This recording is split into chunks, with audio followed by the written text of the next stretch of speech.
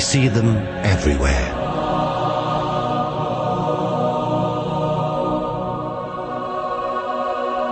They are all around us.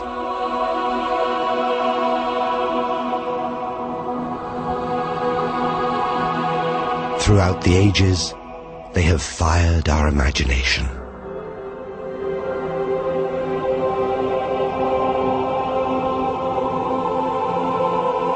They are guardians there to protect and advise us.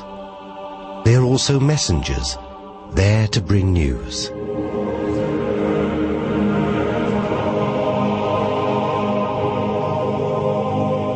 In the Bible, they deliver one of the most important messages of all: the birth of Jesus Christ.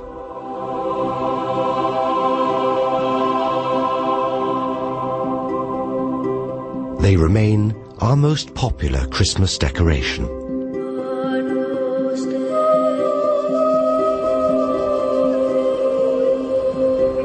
And in other religions they play a central role and have provoked centuries of argument and debate.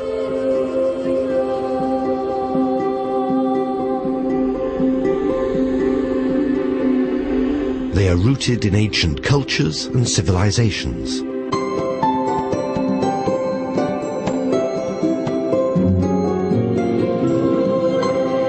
In our modern soul-searching age, new faiths have emerged, devoted to them. They have inspired some of the greatest works of art. They continue to inspire artists and form part of our cultural landscape. Let your imagination take flight with angels.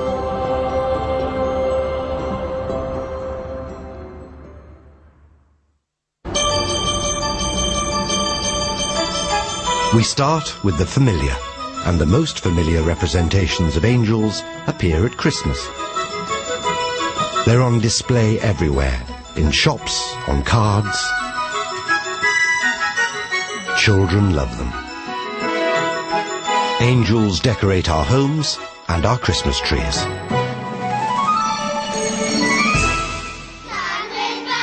A typical school nativity presents us with a classic image of angels, dressed in white, with a tinsel halo and a pair of cardboard wings, homemade by doting parents. For many children, this is their introduction to Christ's story, and angels are there at the beginning.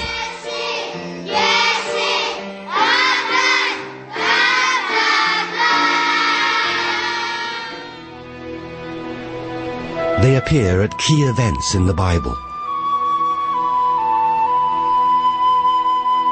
The angel Gabriel delivers the message of the Immaculate Conception to Mary. An angel tells the shepherds that Jesus is born.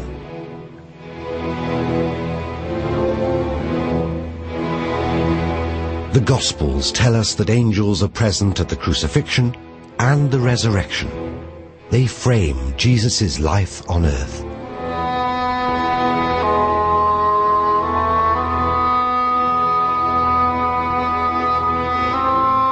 But angels are not restricted to Christianity. They can be found in other cultures and religions.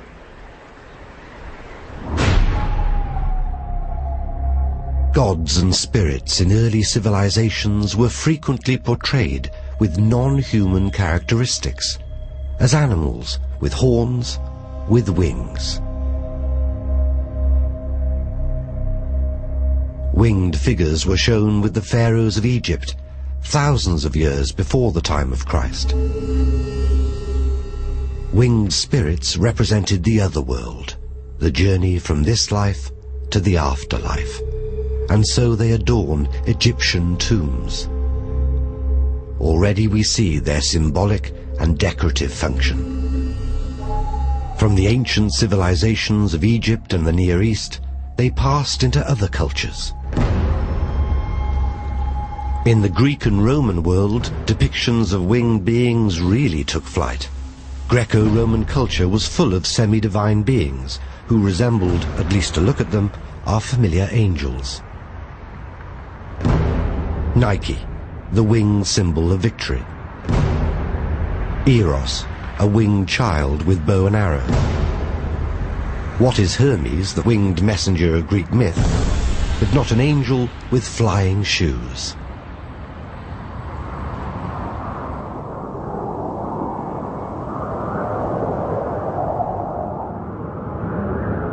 Could these all be a clue as to the angel's principal function?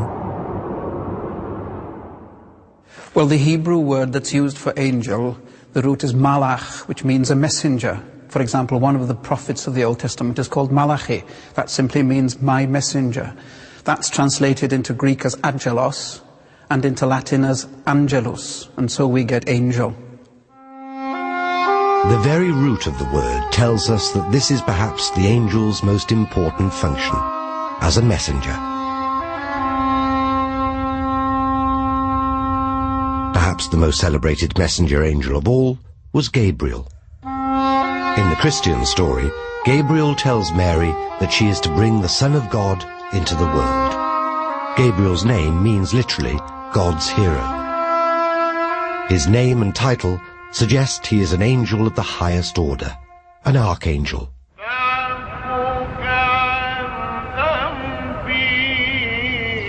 But this angel Gabriel is not restricted to the Bible.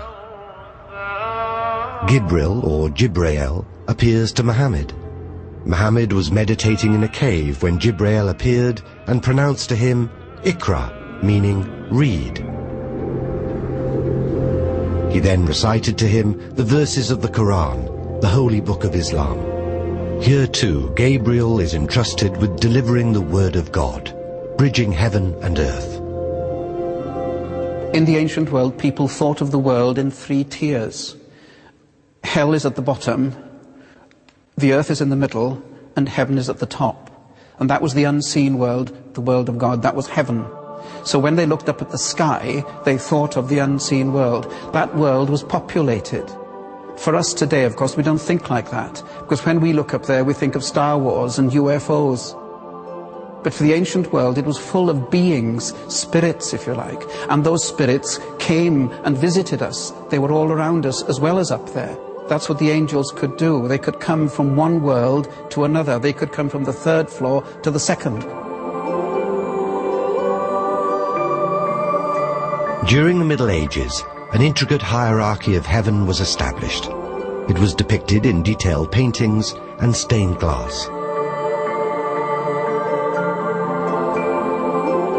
Where angels stood in relation to God determined their rank within this kingdom of heaven. This model emerged not from scripture, but from the writings of the 5th century Syrian monk, Pseudo-Dionysius. He divided the angels into 9 orders and ranked them according to their importance. In this layered architecture of heaven, the highest angels were the seraphim and cherubim, those closest to God who exist only to worship him. Then come the virtues, workers of miracles. The thrones bring justice, and the dominions regulate the heavens. Powers protect mankind from evil, while the principalities are concerned with the welfare of nations. And finally, the archangels and angels, now seeming very lowly indeed, as guides and messengers to human beings. Why did such a picture of heaven emerge? Why was there a need to organize the heavens? This hierarchy is perhaps modeled on the idea that he had of the church, because the church for Dionysius, of course, was a hierarchy. There was a pope and a cardinal and bishops and priests, all the way down to monks, nuns and laity. So he modeled the angels on what he understood the church to be, and maybe he was trying to defend the hierarchical order of the church by saying, well, that's the way the angels work, that's the way we should work.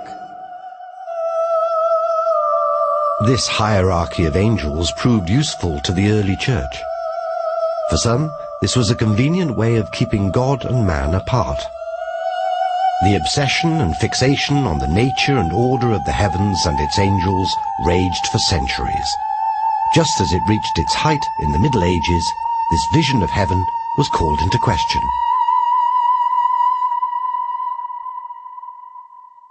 Following Dionysius, you come then to Thomas Aquinas, who lived in the 13th century, a Dominican friar who wrote about angels. He was known, after all, as the angelic doctor.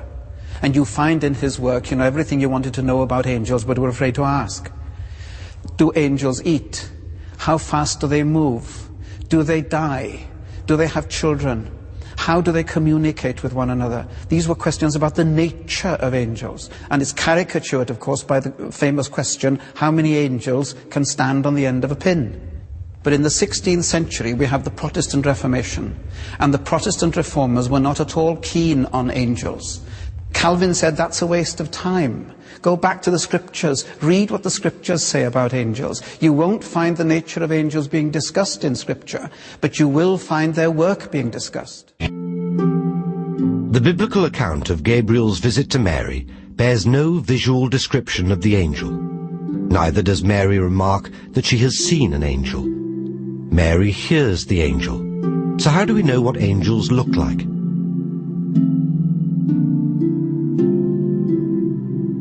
Over the ages, artists have had to visualize angels, and in doing so, they have affected the way we see angels forever.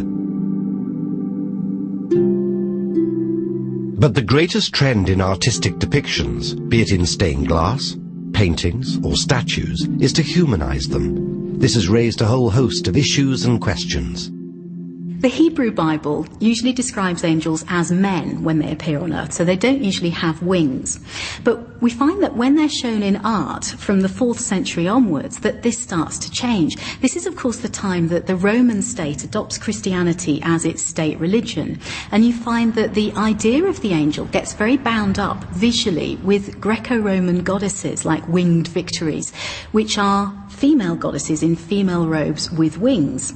So as art develops, you tend to find that you've got the male form, but wearing a sort of feminine, beautiful robe and with wings. So there's a sort of increasing feminization of the angel.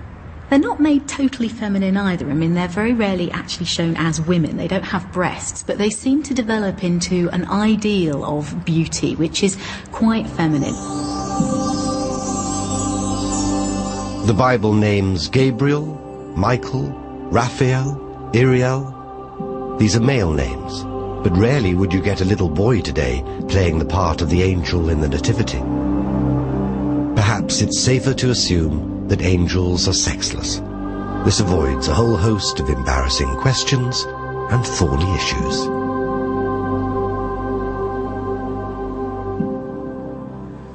Great Spirit, we ask for your love, your light. Today, angels are no longer restricted to organized religion.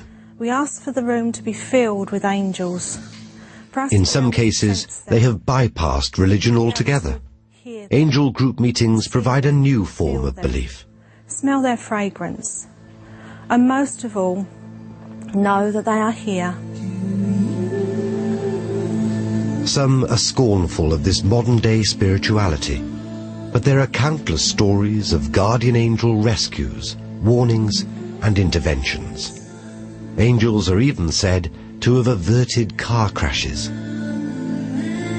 I heard a voice say to me that we had to move from the fast lane into the slow lane. We were starting to go through the tunnel.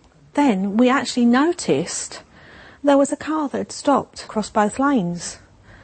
Now, we couldn't see that from where we were. But the angels could see, and they knew that had we been in that lane, travelling at the speed we were, well, I probably wouldn't be here to relay this story to you. I've seen angels and felt angels since I was about a 3-year-old. Yes. Never, ever doubt your angels are always with you. That's right. Always. As a human being, we need to have a reason for something. Maybe it's a scientist in us. We want to know that things can't just happen by coincidence, because if everything is a coincidence, then we have no control. If there's something there that we can ask for and that will bring help when we need it, then that gives us a comfort. Everybody needs to talk to their angels. The modern angel is a protector, a friend.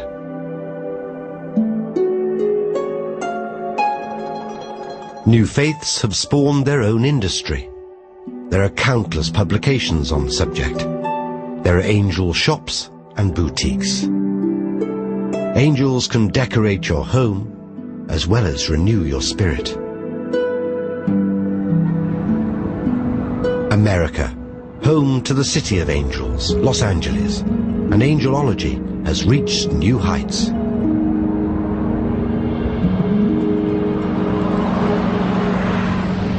How many of you really get it? Here, mass angel seminars are held, where psychics use the power of angels to heal and cleanse. The prophets of the modern age? Oh, angels are absolutely real. I have no doubt. As a clairvoyant, I see them around every single person. What happens, though, is not everybody listens to their angels, or we wouldn't have any cruelty or evil or even problems in this world. My work involves writing the messages I get from the angels, and then I give workshops where I teach people that angels are real and do something called angel therapy, which involves helping people to release their fears, release toxins from their body and their mind, and just generally to feel better with the help of the angels. Archangel Michael, we ask that you cut any cords of fear, letting go of guilt, which Michael says is the lowest energy, which literally clips our wings. All right, is there anyone here who has a question for the angels about their love life? Come on up, let's give them a hand. Hi. Come on up here, come on. Come on up. Yeah, you have to come right here. Oh my God. Yes, you didn't read that in the program brochure? Okay, Kieran. I want to meet somebody that that I can love and will love me back with the same energy and passion. God, I'm looking for somebody with passion, please. Passion's nice, yeah. Passion for life, passion for love, just passion. Beautiful. The angel is reaching for, it's supposed to be a star, but it's shaped like a heart. Oh, wow. So what's the message for Garrett then? Open his heart and let him reach for his heart to another heart. Thank you. You're welcome. What beautiful messages. Beautiful. It means peace, that I can go on with my life to know that I have some other comfort and divine guidance with God and with the angels also. What they show me is not just this partner, but there's kind of a stack of friends that didn't live up. Like you've trusted people and you've done good for them, and then you've been disappointed. Everybody I ever cared for has always hurt me and stabbed me in the back, so I feel like I can't trust anybody or love anyone. They just showed me a gun and a bullet. One of my friends was killed by another friend, one of my best friends. With a gun? Recently, okay. my best friend, her friend got killed recently. You deserve good. You deserve peace. You deserve love. You are a beloved child of God who's your real mother and father. And now, taking a deep breath. And on the exhale, let go of all toxins. Go. I felt that. It's just a wonderful way to live, to have angels in your life. Gently ask your third eye to open, awaken, and see love.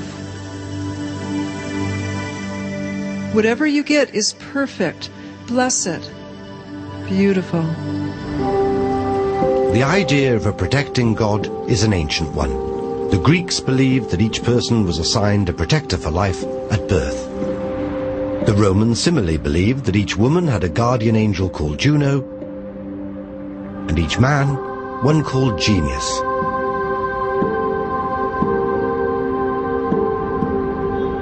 Jewish tradition has it that each person is accompanied through life by two angels, a good angel to guide them and a bad one to tempt them.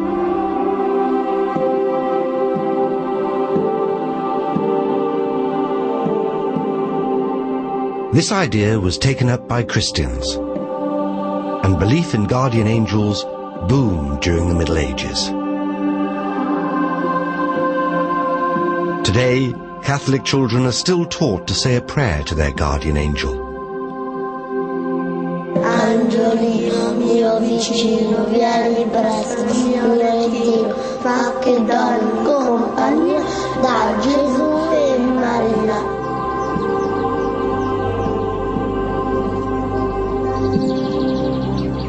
In the modern age, the idea of the guardian angel, the comforting angel, has become the most popular one. Angels adorn headstones in our cemeteries. They accompany us from this world to the next.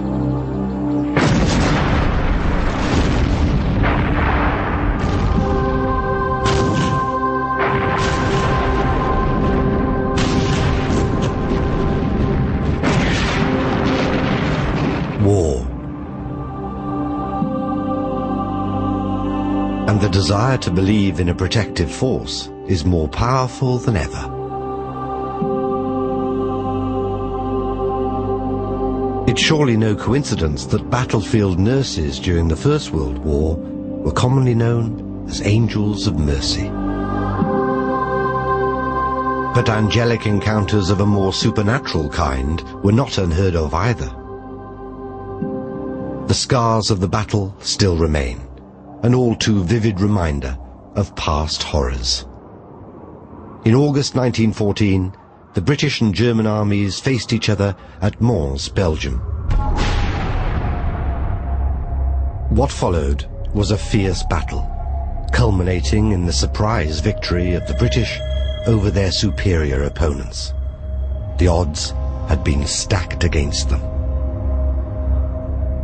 Almost immediately, rumors circulated. Had there been some kind of heavenly intervention? In Britain, the press leapt on the story of the victory. There had been reported visions of angels, a savior for the troops.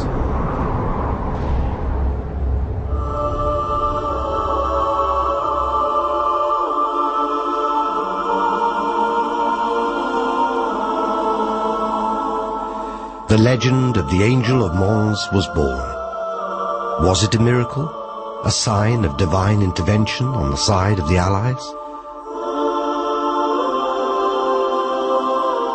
Or had the truth lost out to myth? Belief can often be stronger than fact.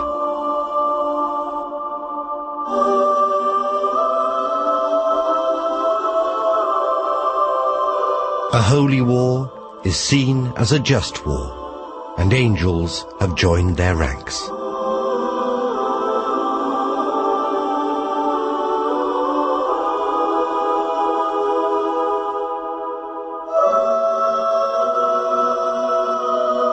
And leading the heavenly armies, we find one general in particular, the Archangel Michael.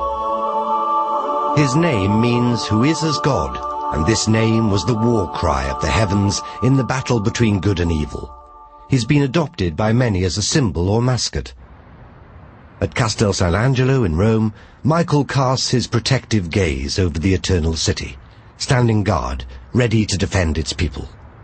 The Archangel Michael is shown as a warrior angel. He's often shown wearing armour and is intended to be quite an imposing figure. This is someone who is vitally involved in the battle against the devil, and he needs to look like someone who actually can protect humankind. Often paintings show him defeating the devil, trampling on him or having cut off his head, and it's very explicit so that we know he's out there fighting for us. Michael is also often shown with a set of scales. He uses these to weigh the souls of humankind in the balances. They're actually weighed against little devils to decide where that human soul will go, to heaven or hell. Michael's role as protector of the forces of good was echoed in the 1950s, when Pope Pius XII made him patron saint of policemen. Michael is the ultimate protecting angel. But what kind of protecting role do angels have in today's culture? In Gateshead in the north of England stands a very imposing protector, Anthony Gormley's sculpture, the Angel of the North. The northeast of England is very much about regeneration. It has been for decades, and I think you can really put the angel as a milepost for regeneration. The people of the area have taken it to their hearts. It is symbolic. They always see it when they're coming back on the train or on the road on the A1. They see it as a welcoming sign back to Gateshead, back to Tyneside, back to the northeast of England. And it's interesting that if you had asked a child in this area 10 years ago to draw an angel, they probably would have drawn an angel with feather wings. Today, they probably draw an angel with steel wings. So it's actually changed what has become a traditional image. Angels don't only protect individuals and armies, but whole regions. From Rome to Gateshead, winged figures watch over us.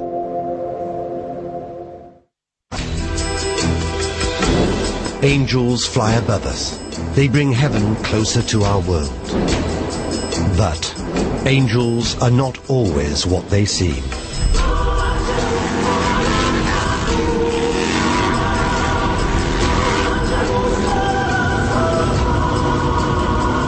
Young American soldiers returning from the Second World War established one of the most notorious clubs in the world. We're part of society that doesn't fit in with the rest of society in a mainstream concept. There's an underworld wherever you go on this planet. When the veterans came back from World War II, members of the bomber wing and the paratrooper wing were a little displaced, probably didn't feel like they fit in too well, and continued the camaraderie and brotherhood that they had developed flying missions over Europe. You speak to anybody that goes through a period of time in their life when life's value doesn't seem to hold much value. Back in those days, they didn't have names for it. Nowadays, you can sit down and talk to a psychologist and come up with all types of different theories and ideas. But these guys were patriotic, courageous men. Rebellion is what initially drew me to the Hells Angels. We've been bombed, had hand grenades thrown in here, been gunfights out in the street. We've been the target of state and federal, prosecutions, which all started out as a big bang. And the name itself is a huge statement.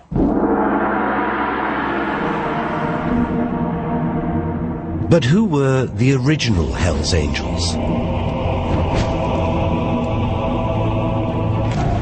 These are the fallen angels, and the accounts of angels falling are full of sex and violence.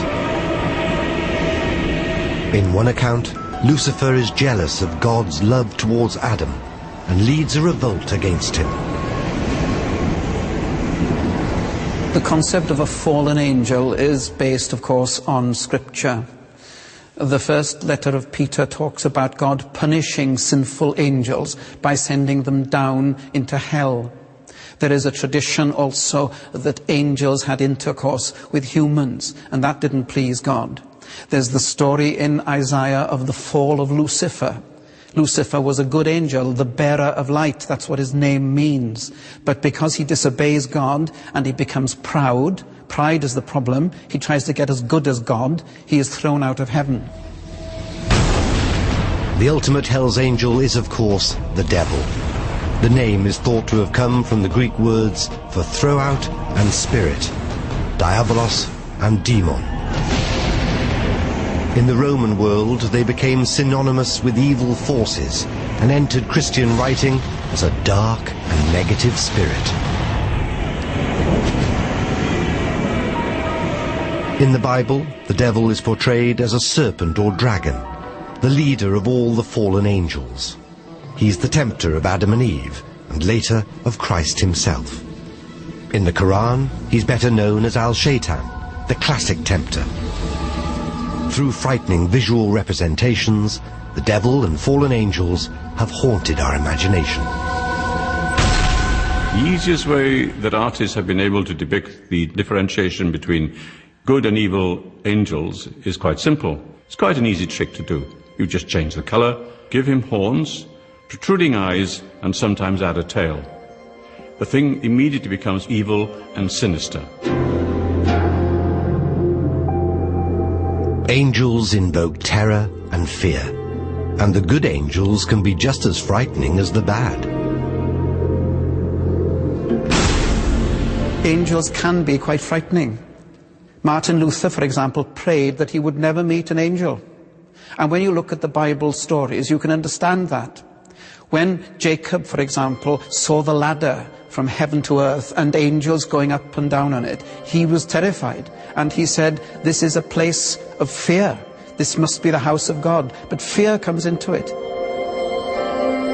The women, when they went to the grave after the resurrection, found it empty, and angels standing, guarding the grave. And the first thing the angel says to the women is, don't be afraid. There must be a reason for people to be afraid of angels. They're not necessarily going to bring good news. They can be quite terrifying. Angels can be good, and they can be bad. The good can be terrifying, and the bad can be very alluring.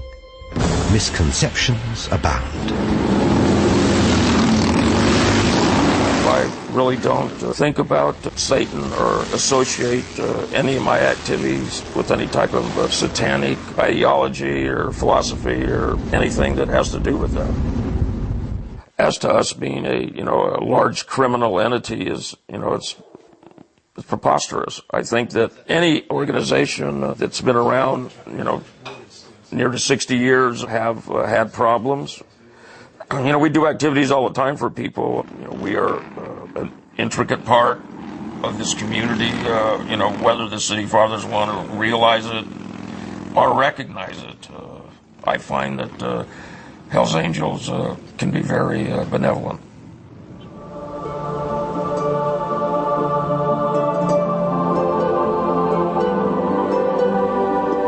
Angels are the product of theological imagination, cultural imagination, mythical imagination, artistic imagination, all mixed together in a rich melting pot. There can be four-headed, six-winged and multi-eyed angels, or of course, one of the most abiding and popular images of all, the angel as a cute, childlike cherub. They decorate Christmas cards and have also made it onto our Valentine cards. These quintessential romantic Renaissance babies are often portrayed as winged young boys who strike at the hearts of couples in love. Allora, gli angeli vengono rappresentati nel Rinascimento come bambini perché appunto c'è questa ricerca del bello ideale, e i bambini sono l'emblema delle proporzioni tornite, comunque armoniose, dove la muscolatura non è così accentuata, e quindi la pittura può realizzare dei passaggi chiaroscurali molto delicati, e poi comunque è la tenerezza per eccellenza la visione del bambino, e quindi la figura angelica rappresenta un po' l'iconografia ideale nel bambino.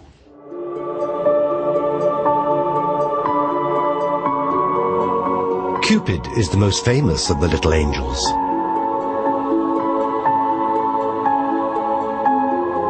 He is portrayed as a frolicking child, innocent and mischievous. But he carries a deadly weapon. The most dangerous thing in his possession, in fact, was the bow and the arrow, and they could be used to pierce the heart of anybody. And therefore, he could do it surreptitiously, because you weren't conscious of a child having this power. So it was, again, linked up with mythology, and it had an element of danger and wickedness. Therefore, that's why the cherub always smiles. The cherubs also work visually very well with certain subjects, like, for example, the Virgin Mary with the Christ child on her lap. It seems very natural then that the Christ child is playing with other little children who fly down to get involved in whatever he's doing. We have to remember that when a lot of these paintings were made, many, many babies died. And even though the idea that angels are dead babies' souls is heretical according to the church, this perhaps was something of a comfort. It certainly also makes these paintings appealing to us even now.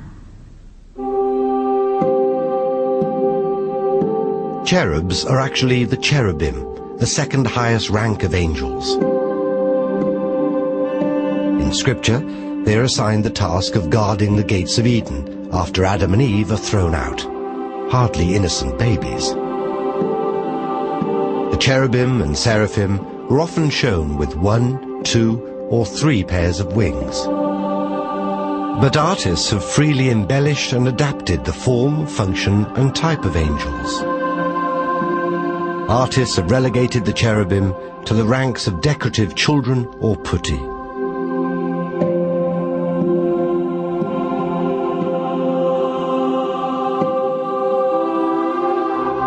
Over time, we have grown comfortable with this image of angels as perfect, youthful beings, babies, without the human flaws of flesh and blood.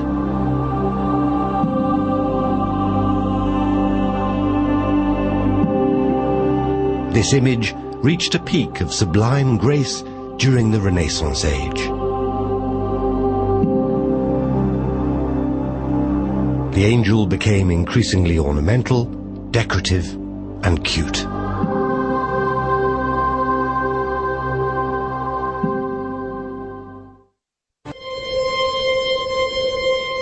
Angels perform a number of functions and assume many identities. They carry messages from God. They guide. They offer protection and comfort. But there are also the darker elements, the fallen angels, the angels at war.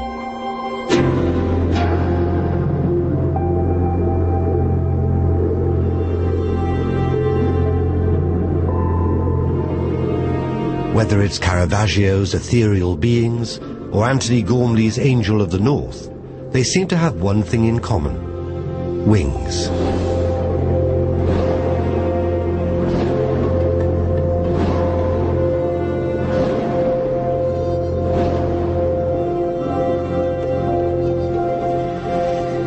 Surprisingly, the earliest depictions of Christian angels don't have wings. These are images in the catacombs of Rome, dating from the 2nd century AD. There was little means of identifying such beings as angels. Not until the 5th century did Christian angels begin to be regularly depicted with wings. And from then on, they would rarely be found without them. I think angels have wings for 2 reasons. One, so that we, the viewers, will recognise that they are angels. When they're described in the Bible, it's often not clear to the people that they're interacting with that these are angels. But of course, when we look at visual representations of those stories, we need to know who is the mortal and who is the angel. So wings are a way of making that very clear. Wings are also a really marvellous way for artists to give vent to their wildest imaginings. They can be quite naturalistic and look like birds' wings, or they can be fantastic, flowing curls and really extraordinary creations. So I think artists love the angel's wings because they can go so far with them.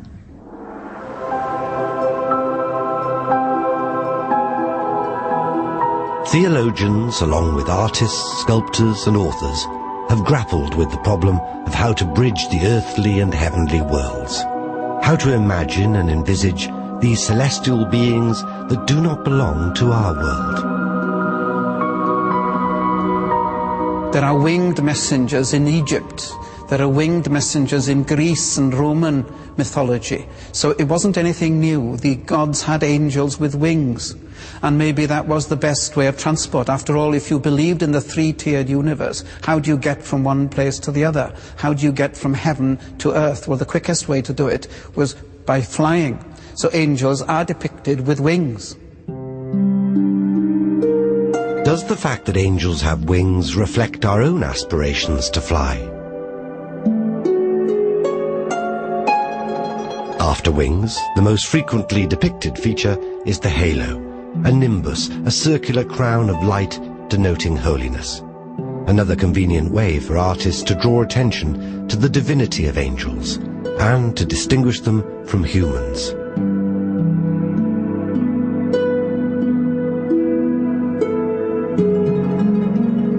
In the Bible, angels were created when light was created, at the dawn of creation.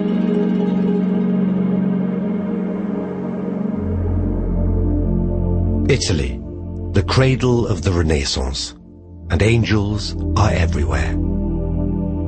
Christian kings, emperors, religious orders, and wealthy merchants generated a massive angel industry. Le principali caratteristiche del Rinascimento nell'arte e nell'architettura vedono lo studio, la ricerca nei gesti, nei colori, nelle espressioni, della ricerca del bello ideale. Vengono rappresentati da autori importantissimi come Raffaello, Leonardo, Michelangelo, nelle varie sfaccettature dell'arte, nell'architettura, nella pittura, nella scultura. C'è un ritorno alla bellezza ideale dovuta anche allo studio approfondito che in questi anni viene dato all'antichità. The Renaissance is a time when there are all sorts of wealthy and influential people that have got money to spend who are commissioning so many paintings. And some of it is about meaning, but some of it is about showing off and just having fantastic things to put on the walls of the palace that you're just building. They also wished for status. Statues and various other artifacts were being discovered, and they wanted copies of them. The easiest way to do it was to employ artists or sculptors to make exact copies of these things. The artists did what they were told. There was no thing such as creativity, it was repetition of earlier art. Therefore they could rule and tell you exactly what they wanted to do. There was in some cases a political element as well, especially the Medicis. The Medicis used artists not only to produce beautiful pictures, but also to convey their political status. One artist in particular stands out, Caravaggio. His angels are painted with an extraordinary degree of realism. The ordinary everyday people who modelled for him were the basis for these sacred figures.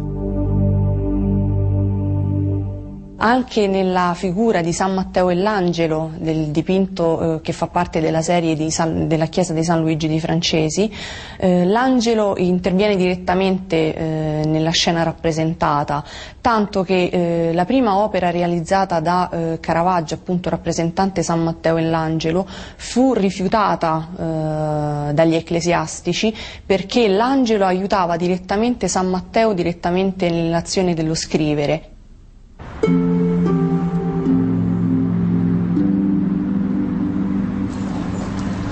Even today, in Italian towns and cities, angels are everywhere. The angels of Botticelli, Raffaello, and Michelangelo remain as marketable as ever.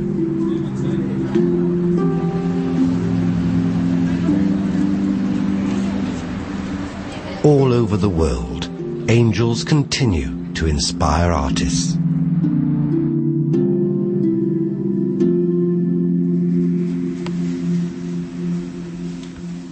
The reason for coming somewhere like this, to draw and to look at the angels that have been carved here and placed high up in the chapel there, is feeding the imagination. The subject is an interesting subject, in a sense, because we've created them somewhat in our own image.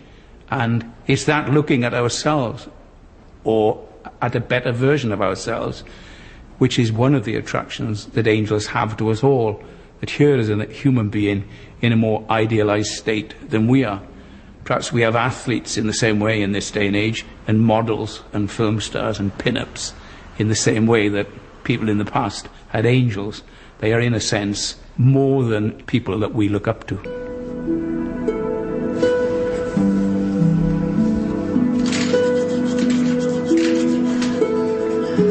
Children are fascinated by angels, and from a very early age, they instinctively know how to draw them. with wings, a halo, white robes, and with light.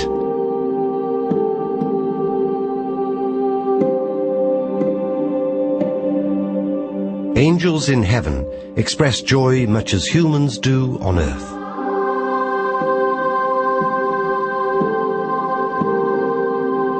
By singing, dancing, and playing music.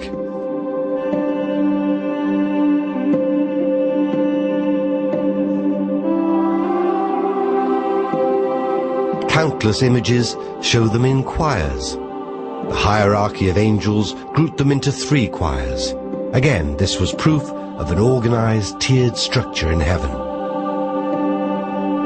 The joyful, harmonious choirs of angels sang in praise of God, with one voice, one sound.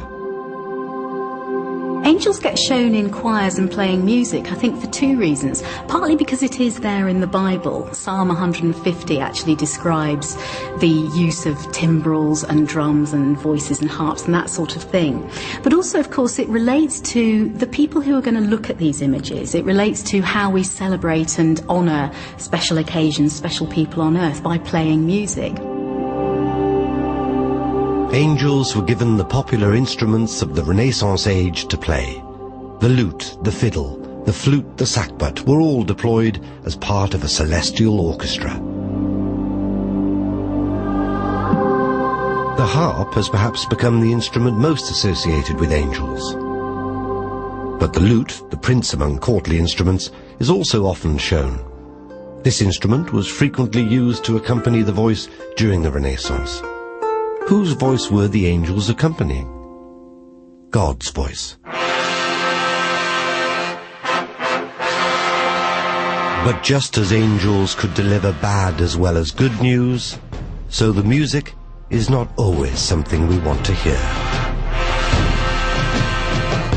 Gabriel, it is said, will announce the last judgment with an apocalyptic trumpet blow. It will hardly be a comforting sound.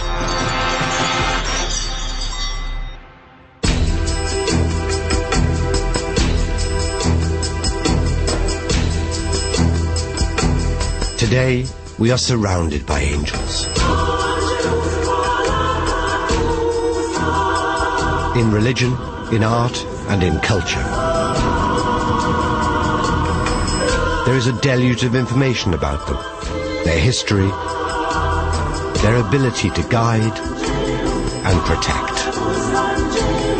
There are countless definitions, descriptions, interpretations, and even encounters.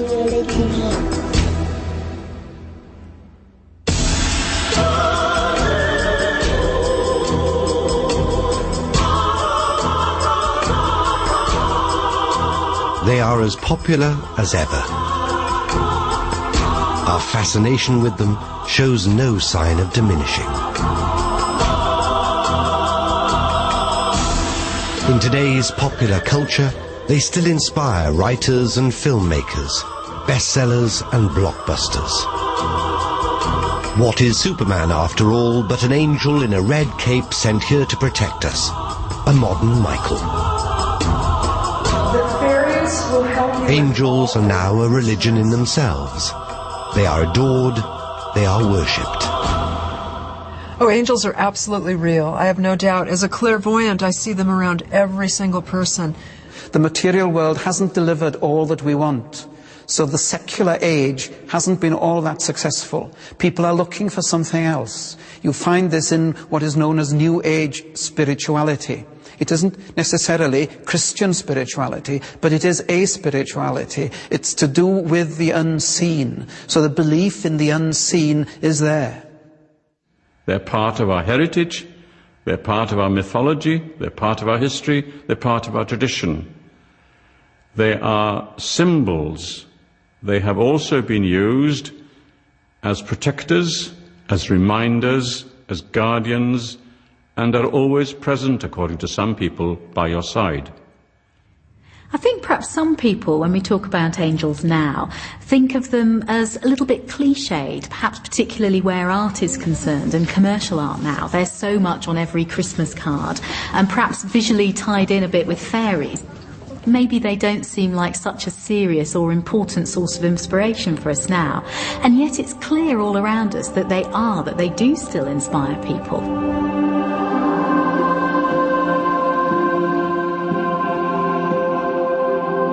One question remains unanswered.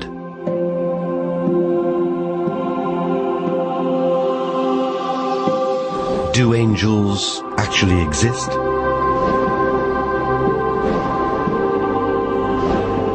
They exist for those who believe in them.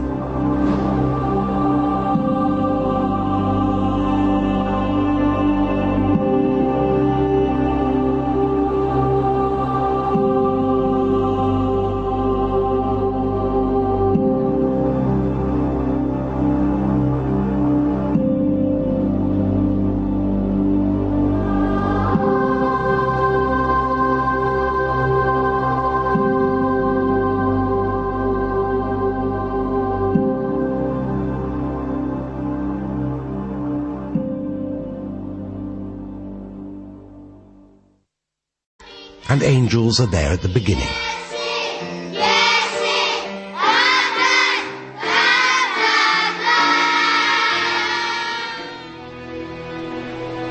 They appear at key events in the Bible. The angel Gabriel delivers the message of the Immaculate Conception to Mary. An angel tells the shepherds that Jesus is born.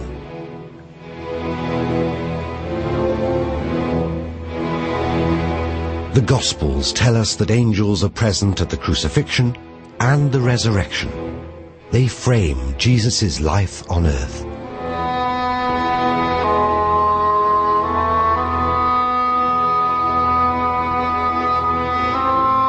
But angels are not restricted to Christianity.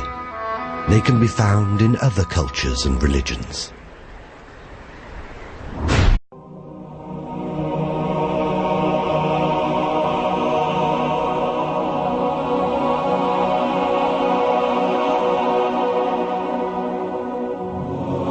We see them everywhere.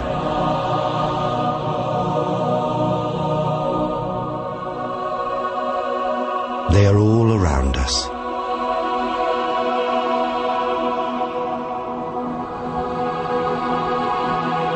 Throughout the ages, they have fired our imagination.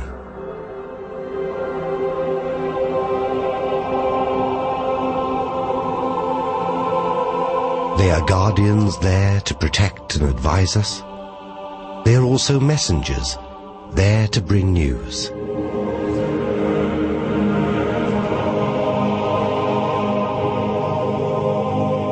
In the Bible, they deliver one of the most important messages of all. The gods and spirits in early civilizations were frequently portrayed with non-human characteristics, as animals with horns, with wings. Winged figures were shown with the pharaohs of Egypt, thousands of years before the time of Christ. Winged spirits represented the other world, the journey from this life to the afterlife, and so they adorn Egyptian tombs. Already we see their symbolic and decorative function. From the ancient civilizations of Egypt and the Near East, they passed into other cultures. In the Greek and Roman world, depictions of winged beings really took flight. Greco-Roman culture was full of semi-divine beings who resembled, at least to look at them, birth of Jesus Christ.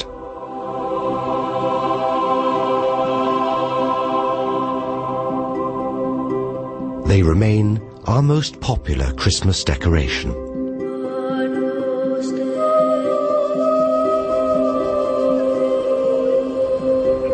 And in other religions they play a central role, and have provoked centuries of argument and debate.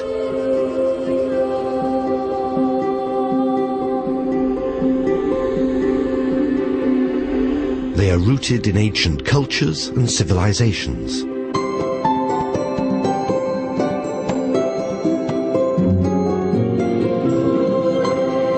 In our modern soul-searching age, new faiths have emerged, devoted to them.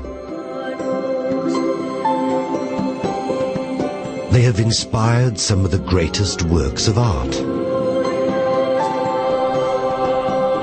They continue to inspire artists and form part of our cultural landscape.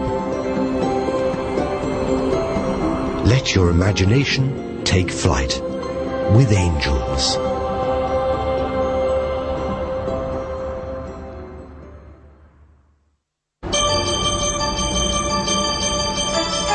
We start with the familiar, and the most familiar representations of angels appear at Christmas.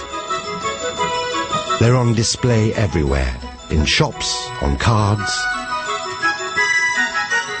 Children love them. Angels decorate our homes and our Christmas trees.